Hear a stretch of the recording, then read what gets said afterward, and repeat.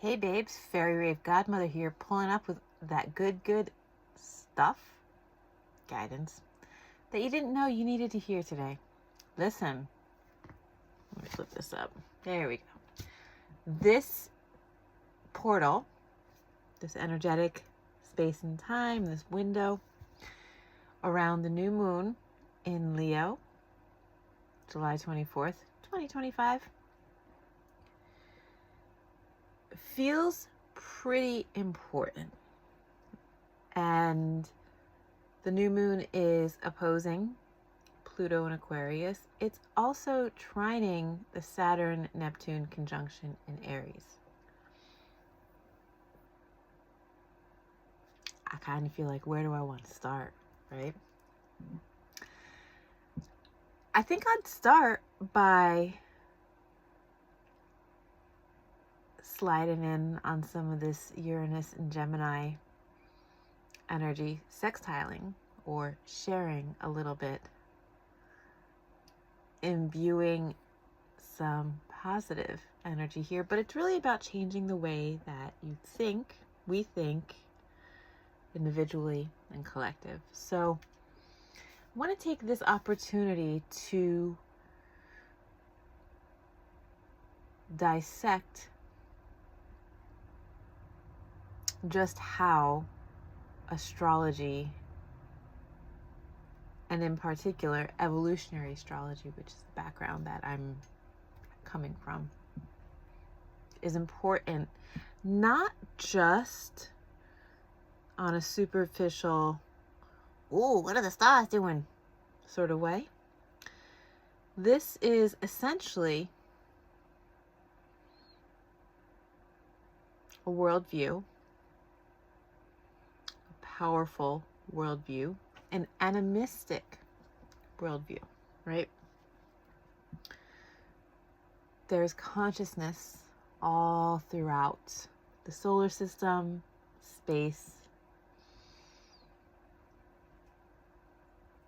and while the stuff going on, the transits, the movements, the conjunctions, the oppositions, the eclipses, oh my, right? That ain't what's causing stuff on Earth.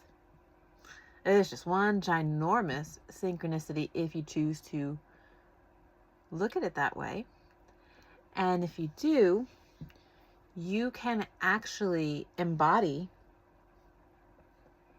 this moment in time and space, embody through your soul,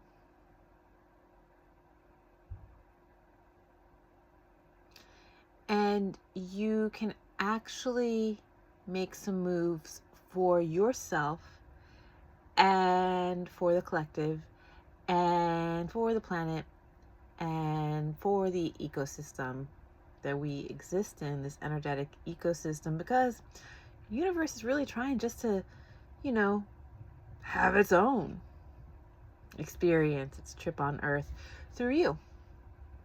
You're here on Earth having the experience for the universe. If you read it out, okay, cool. I invite you to continue watching, because ain't no bad vibes up in here. Pluto, the energy of Pluto opposing the sun in this new moon, is gonna kind of want to make you, I don't know, throw some bad vibes on stuff,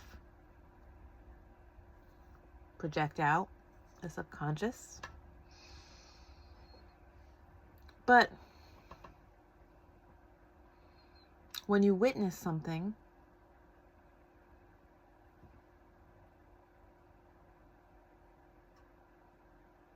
you honor it. You acknowledge its existence. Listen, have I mentioned that I am a mental health care practitioner?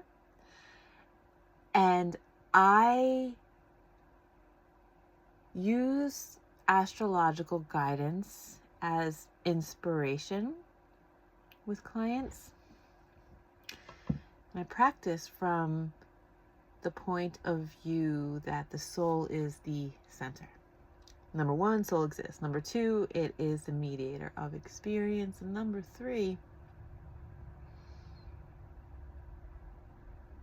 when viewing myself and others from this space, this heart-centered space, starts to look a little bit different. It starts to feel a little bit different than this superficial sort of dog-eat-dog way of using astrology, or just even, thinking that you can gain that it's only about the individual, that it's only about, okay, what am I letting go? What am I manifesting? Who, what, where, when, what? Because, the thing that really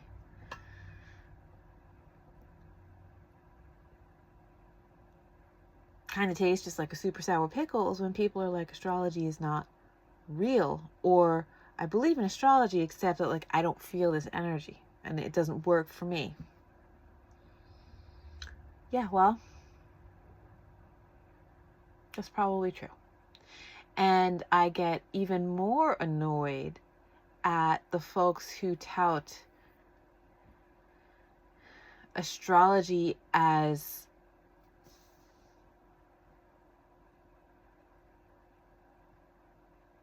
something that can be easy. It's not on any means easy to embody. And here's why. We live at a moment in time and space on Earth where the cumulative amount of trauma, of complex trauma, of spaces that don't actually allow you to heal, let alone model for you healing. And then we sort of have this thing where disorder and normalized trauma responses are actually what's happening. That energy is really intense. And again, Uranus in Gemini, Uranus reminding us of the collective trauma signatures. Maybe is asking us in the way that this energy is coming through,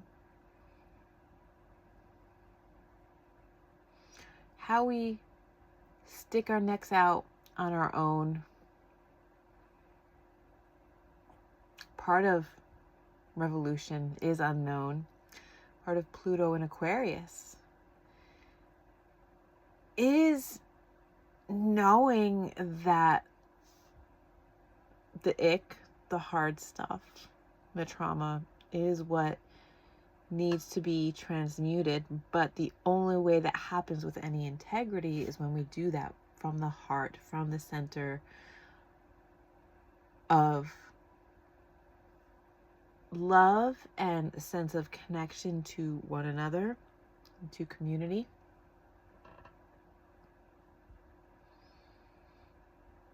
So this Leo new moon, for me, feels like an opportunity to ask,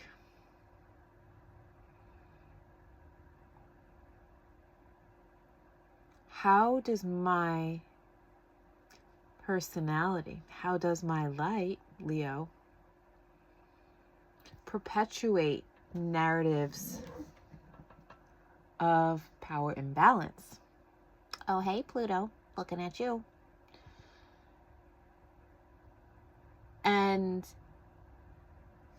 if you hop over to my website on the blog, named The Conversation, I explore in written form self-care, mental health care, and planetary culture. And over on the blog, I like to cite publications, books, journals,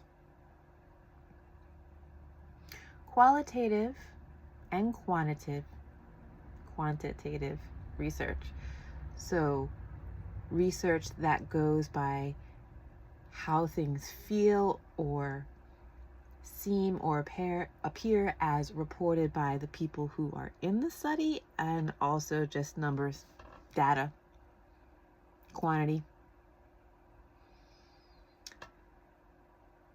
And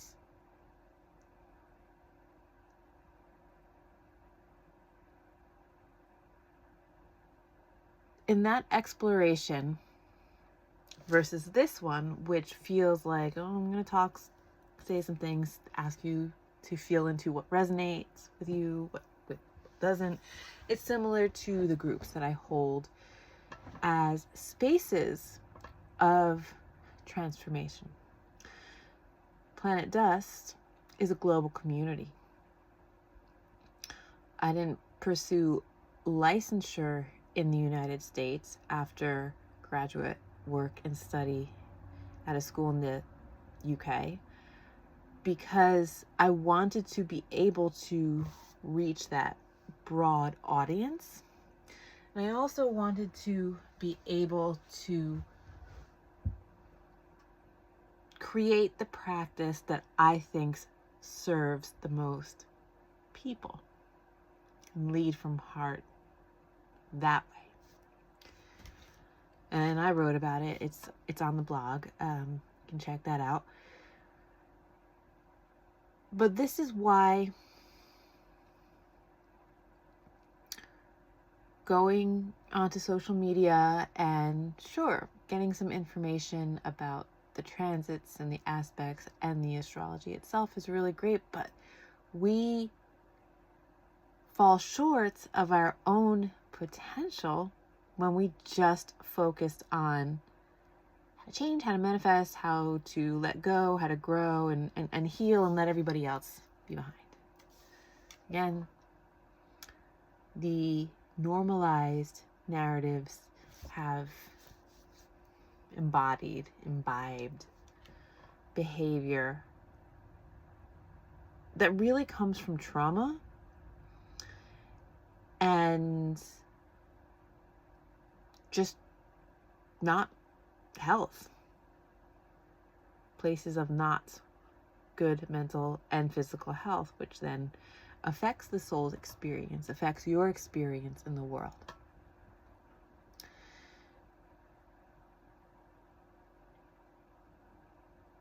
And if you're doing your manifesting, you got your thing going, you're still watching. But I would say, okay, this bit of guidance for this lunar cycle is simply about reflection. Can I say I'm a buzzkill, huh? No hype like, wow, Leo season, this is all good energy, because it's not. Because for some people, it doesn't feel good. For some people, too much Leo energy can bring in situations, people who have the narcissism manifestation of the Leo energy. Too much light, too much bright. And in that case, the power stays with them. They are powerful over other people who may not speak up or who don't know to counter that narcissism. So there's power there. One person, one group, one thing, shining way too bright.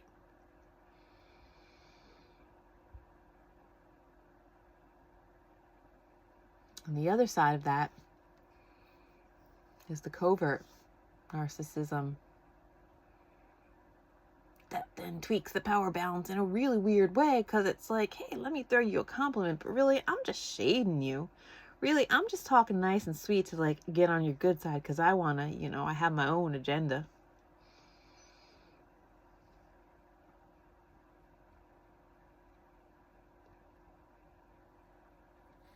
Wanting to be part of or the star of the show.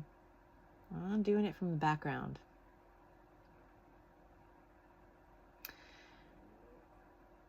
And that's where mental health and self-care, divided by all of this astrology hullabaloo, can get really dangerous when it's simply a practice of, let me let this go, let me manifest that, let me call in, etc., etc.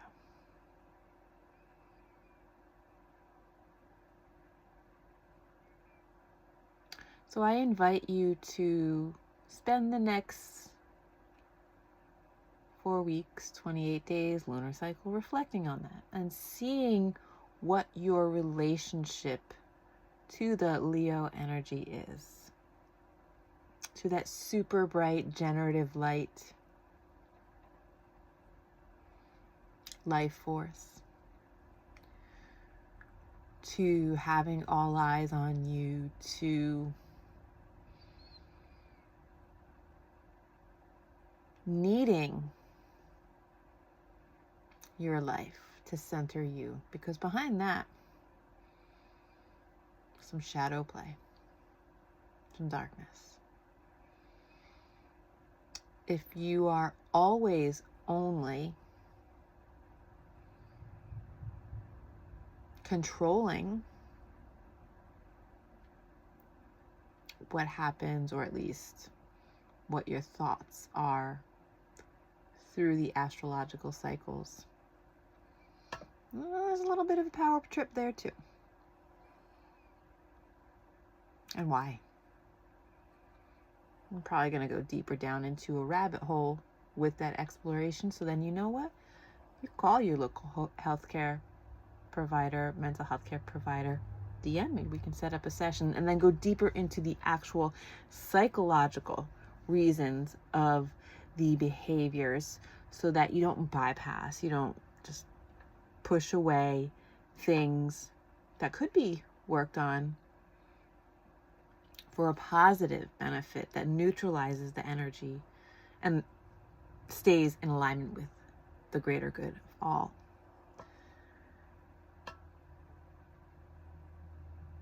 It's a psychospiritual balance.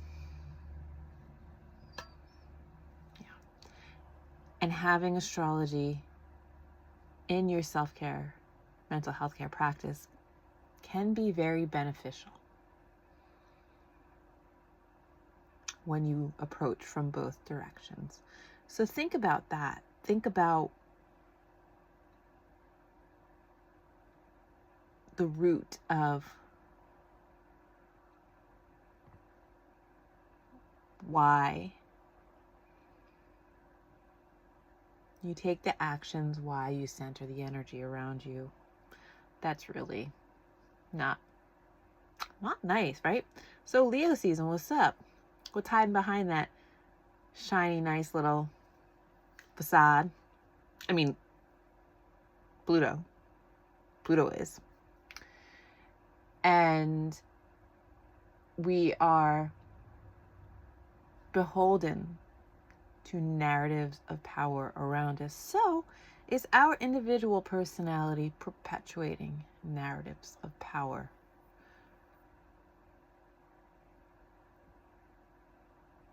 Yeah. That's a thunker. Just be with that. Big love, babes. You got this.